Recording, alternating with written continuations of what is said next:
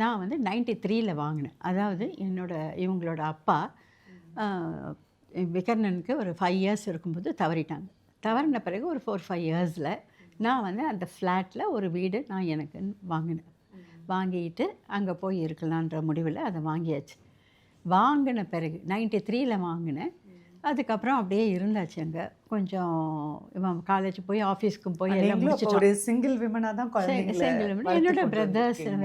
என்னோட பிரதர்ஸ் எல்லாருமே அவங்க எல்லாருமே எங்களுக்கு உறுதுணையாக இருந்து எனக்கு அந்த மாதிரி கஷ்டங்கள் இல்லாமல் இருக்கும்போது சரி கொஞ்சம் நமக்குன்னு ஒரு வீடு இருக்கலாம் சேஃப்டிக்கு அப்படின்னு சொல்லிட்டு தான் நான் என்னோடய சின்ன சின்ன இதெல்லாம் போட்டு தான் நான் அந்த ஃப்ளாட்டை வாங்கினேன்.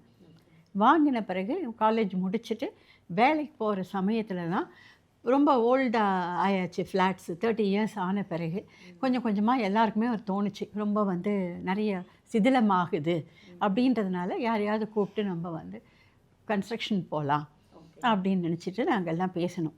66 குடும்பமுமே வந்து அந்த பழைய ஃப்ளாட் 30 வருஷம் ஆயிடுச்சு. இதுக்குள்ள 30 வருஷம் ஆயிடுச்சு. 81ல் ரெஜிஸ்டர் ஆனது எல்லாருக்கும் கொடுத்தாங்க. 94 நான் 93ல் நாங்கள் வாங்கினேன். அதுக்கப்புறமா நாங்கள் பேச ஆரம்பிக்கும்போது 2009லேருந்தே ஓடிட்டு இருந்துச்சு. அசோசியேஷனில் உட்காந்து நிறைய பில்டர்ஸை கூப்பிட்டு நிறைய வந்து இதெல்லாம் வாங்கிட்டு இருந்தோம்.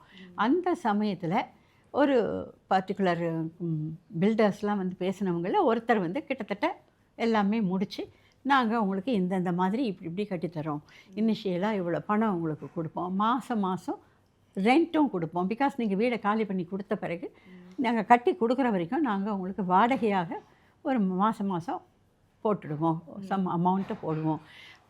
கரெக்டாக 13 months அதுக்குள்ளே நாங்கள் கண்டிப்பாக கட்டி கொடுத்துருவோம்.